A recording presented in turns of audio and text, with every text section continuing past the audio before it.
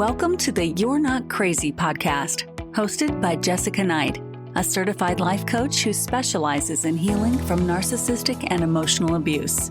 This podcast is intended to help you identify manipulative and abusive behavior, set boundaries with yourself and others, and heal the relationship with yourself so you can learn to love in a healthy way. You can connect with Jessica and find additional resources, content, and coaching at emotionalabusecoach.com. Hello and welcome back.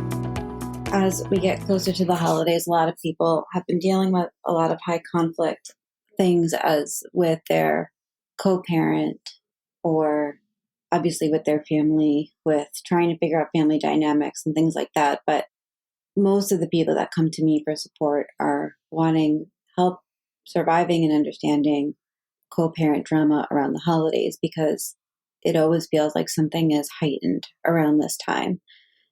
So today we're going to talk about that. Before we dive in, as always, you can find me at emotionalabusecoach.com, on Instagram at emotionalabusecoach. You can also find me at high-conflictdivorcecoaching.com. And you can find me on Substack if you look up Jessica Knight Coaching. So how to navigate co-parenting challenges during the holidays, especially when your ex is very high conflict. If you are someone that you used to feel holiday joy, but now you're noticing they're bringing more stress due to last minute schedule changes, ignored agreements, just outright manipulation, just know that you are not alone. During the week of Thanksgiving, I think by maybe Friday, Friday, so right after Thanksgiving, people were still dealing with challenges, obviously. And I said, for the amount that I had of people coming into me this week, I could just imagine how many things are filed in the court system throughout this week. But I hope that this episode helps you feel like you're not alone and that you're seen and validated and maybe equipped to handle challenges as we approach December holidays. And so first, I just want to address some of the kinds of co-parenting challenges that come up again and again. And I've had clients share stories about their exes doing things like changing agreed upon schedules, even if it's in a court order at the last minute, claiming that it's due to the holiday spirit. I actually saw it in an email claiming that because they were flexible over the summer, that you now need to be flexible with them, and claiming that it's an inconvenience to the kids if you don't make this change. They'll also refuse to respond to texts and emails and calls until the very last second, if at all. So you're sort of on edge waiting to see where things are going to fall or if you're going to have a conflict at the very last second. And manipulating time with their kids to control or disrupt your plans, sometimes under the guise of what they'll claim is the best interest for the children. But there have been countless things I've seen this week or times this week where people are reporting back to me that so-and-so bought tickets to this thing on Broadway or this performance on the parent I work with's parenting time. And now if they're not flexible, they take something away from their kids. But if they are flexible, they sort of teach their ex that this pattern is okay, which is really hard, especially around the holidays when there's probably a lot of inflexibility and instability. And if you're listening to this, you most likely don't have a very easy co-parenting relationship in the first place. If you did, you'd have no reason to be here. Another example that I saw that probably came up for a lot of people was that one client told me that her ex tried to move their agreed holiday swap day from Wednesday to Tuesday because everybody travels on Wednesday without any prior discussion, just a demand, basically, like, I will be picking up so-and-so and driving. And if it sounds infuriating, it is. To the outside world, they might think like, oh, why are you not being flexible? Or like, it is the holidays. But when you are dealing with somebody that's high conflict, when you give an inch, they take a yard. And so I do think that in a lot of ways, we have to stick to the plan and we have to stick to the court order because that is what is in the best interest of our kids, because at the very least it's consistent. If it's something that's like a real challenge, then I actually always recommend that you seek to amend whatever the challenging thing is. Like, for example, I have this one family I work with, and they swap. They both have time on Christmas Eve and they both have time on Christmas Day. And I think over time they realize that's not really in the best interest of the kids. But you don't have to make it in court. You can make it in a stipulation. You can make it in between lawyers. You can at the very least make it a little bit more official than just an agreement between you two, because when the other person doesn't want to uphold the agreement, they just are not going to. And then you're going to wonder why you were flexible and, all of these things. And so this stuff is infuriating. And there is no method to their madness, because they do thrive on creating chaos and keeping you off balance and positioning themselves as the victim. This is a control tactic. Whether or not you see it that way, it really is a control tactic. So why do they do this? Before I dive into how to manage these situations, I want to talk about why they do it, because I think it's important. And understanding the behavior can help you stay calm and not take the bait when it comes up, but also to not personalize it, not to feel like they're doing it to you. The first reason is control. By disrupting your plans and making you on edge, they may maintain this sense of power over you and your life, which is usually always what they're seeking. They are maintaining emotional manipulation. They know the holidays are special and it's a special time, and so they're ruining them for you. And that gives them a sense of satisfaction. They are playing the victim. They will want to twist the narrative to make it seem like you are the unreasonable one, even when you're just sticking to the agreement, no matter what you do. And recognizing that these patterns are the first step to breaking free from the control, because if you can see that this is what's happening, it will allow you to take a step back and just look at the pattern, but not engage in it. And remember, their actions say a lot more about them than they do about you. Like if they are really unhappy about whatever the consistent holiday plan is, they can email you, they can ask you, and like I said, you can decide through your lawyer, through if you have a parent coordinator, if you have, if you're listening to this podcast, you likely just can't agree to a big change in the parenting plan without it having a significant impact. But those are all possibilities rather than arguing with you. And so how do you deal with this? I want to share some strategies that have worked for my clients and that they might work for you. The first one is to stick to the court order. Remember that your court order is the guiding principle of the parenting plan. Always refer to your agreement. If they try and change the schedule, politely but firmly redirect them to the agreement. For example, you can say, the court order states that pickup is at 9 a.m. on Thursday, and I'll plan to see you then. If there is a weather issue, if there, is a travel issue, again, your flexibility is in your corner if you want to be flexible, but if you are feeling really pulled in many directions, the best thing you can possibly do is simply stick to the court order. You do not have to be flexible, and sometimes if you stick to the court order and then after you kind of think about it and you're like, man, this would have been a lot easier, if this was the situation, or that is something that we can talk about, but also it's something that you can do after, right? And when in doubt, stick to the court order. You also want to document everything. You want to keep a record of all communication.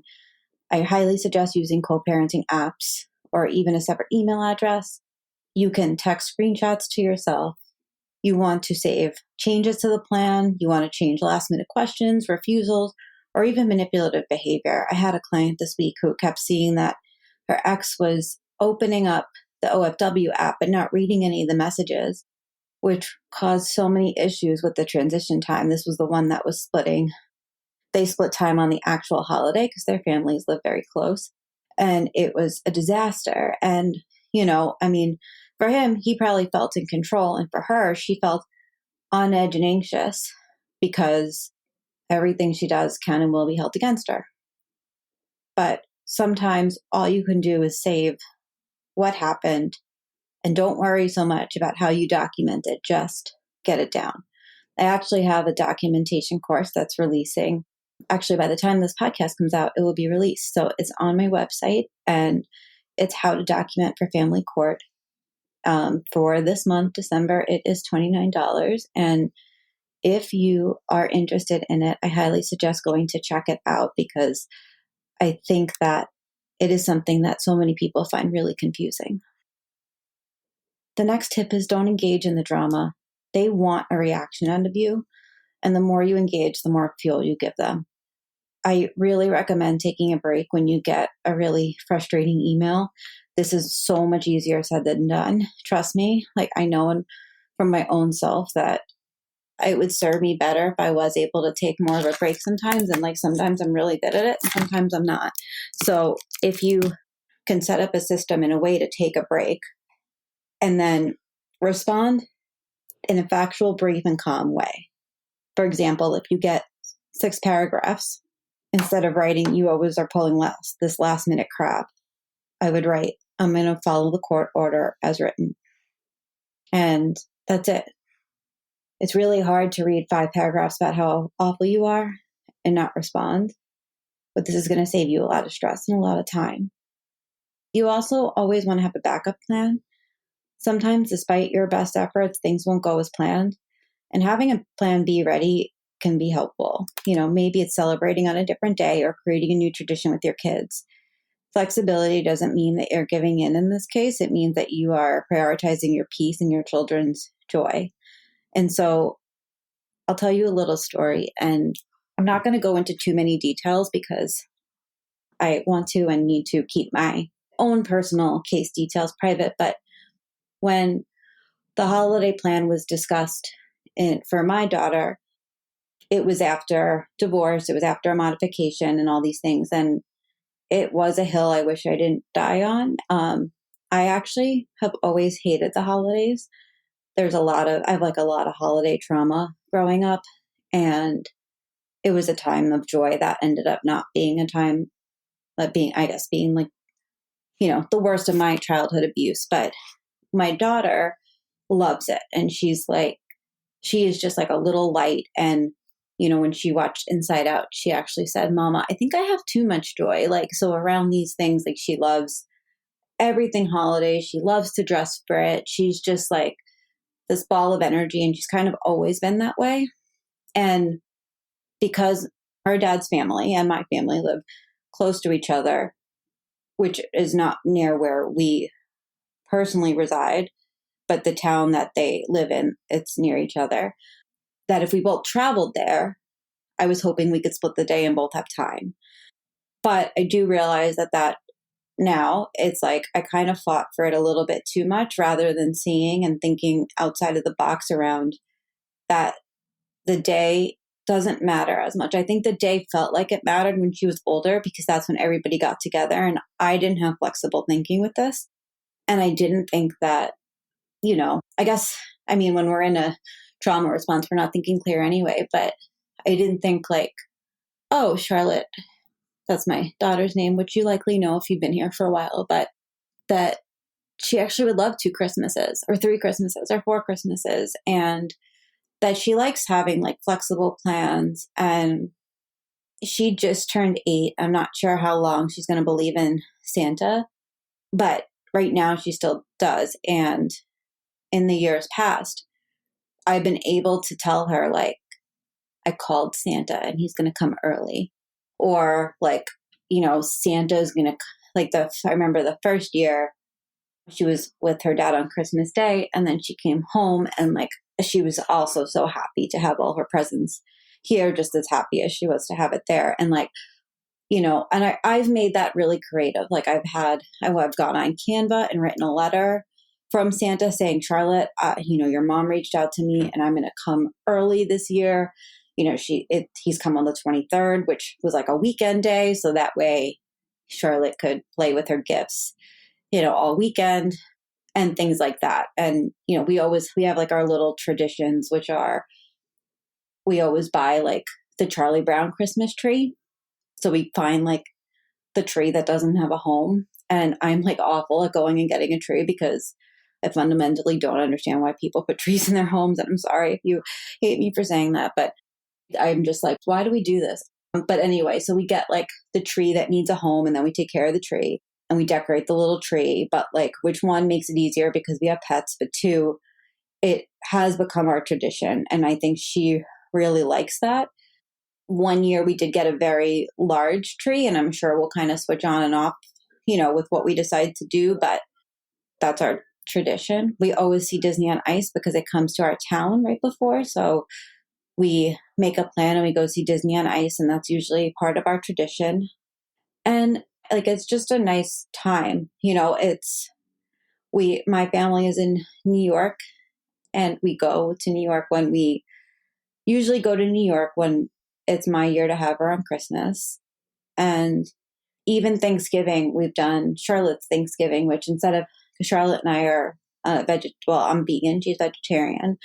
And so instead of having turkey and things like that, Charlotte's Thanksgiving is all of Charlotte's favorite foods. And so the day before Thanksgiving, we typically, if she's traveling to her dad's, we do something like that. We didn't this year because this year we both were exhausted, honestly. And we kind of just both agreed to order in and just kind of watch a movie on the couch. But that was nice too, right? Because I think that's what makes Charlotte feel very loved and cared for.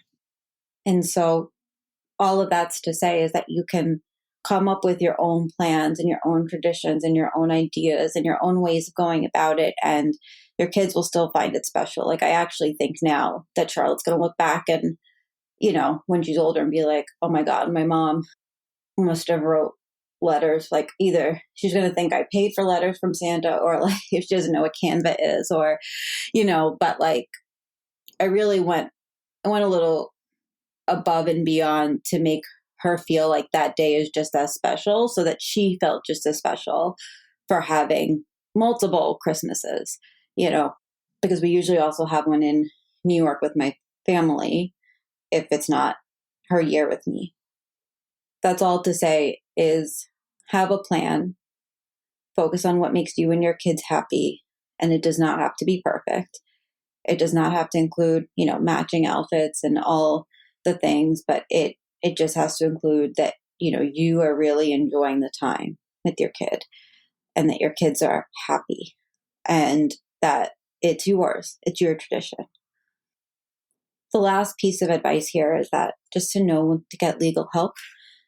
If the manipulation that you're getting and the non-compliance become a pattern, it is time to involve your lawyer. I probably would document what happens this year and then make a plan for next year, because, it is really hard to get into the court system, and they're seeing so many of these. The court is not going to be compassionate.